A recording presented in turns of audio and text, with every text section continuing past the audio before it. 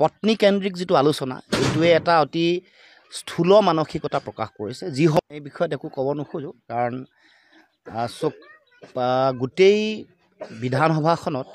পত্নীকেন্দ্ৰিক যিটো আলোচনা এইটোৱে এটা অতি স্থূল মানসিকতা প্ৰকাশ কৰিছে যি সময়ত আমি অসমৰ ৰাইজ ভাৰাক্ৰান্ত এফালে নিবনুৱা সমস্যা আনফালে মূল্য বৃদ্ধি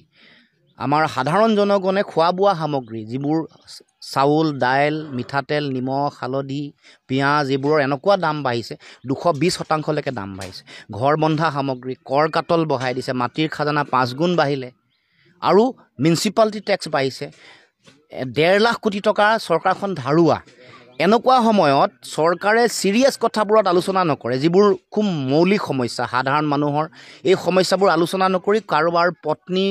লৈ বিভিন্ন ধৰণৰ এনেকুৱা ধৰণৰ মানে বিশেষকৈ মুখ্যমন্ত্ৰীৰ মুখৰ এই কথাবোৰ শোভা নাপায় আৰু মুখ্যমন্ত্ৰীয়ে পতা জালখনত যাতে আনেও ভৰি নিদিয়ে তাৰ কাৰণে মই আহ্বান জনাইছোঁ মুখ্যমন্ত্ৰীয়ে নিজৰ ব্যৰ্থতা ঢাকিবৰ কাৰণে নিজৰ দুৰ্বলতা ঢাকিবৰ কাৰণে ইছ্যু ডাইভাৰ্ট কৰিবৰ কাৰণে এনেকুৱা ধৰণৰ বিভিন্ন বিষয় আনিছে কেতিয়াবা যদি শিক্ষাগুৰুসকলক আক্ৰমণৰ লক্ষ্য কৰি লয় কেতিয়াবা কাৰোবাৰ পত্নী আক্ৰমণৰ লক্ষ্য হয় এনেকুৱা ধৰণৰ পাতল তৰল টুলুঙা কথাৰে গোটেই বিধানসভাৰ যিখন মজিয়া ইয়াৰ যিটো মৰ্যাদা এইটো ম্লান কৰিবৰ কাৰণে মুখ্যমন্ত্ৰীয়ে উঠি পৰি লাগিছে গতিকে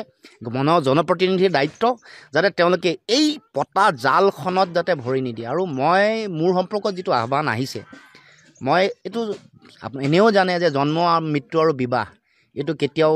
কোনেও ক'ব নোৱাৰে এইটো এটা কপালত থাকে বা এইটো ভগৱানৰ যেতিয়া আশীৰ্বাদ হ'ব উদয় হ'ব মানে মোৰ প্ৰতি আশীৰ্বাদ বা শুভাশীষ উদয় হ'ব তেতিয়া এই কথাবোৰ হ'ব গতিকে মই এই বিষয়ত বিশেষ মন্তব্য দিবলৈ মই বিচৰা নাই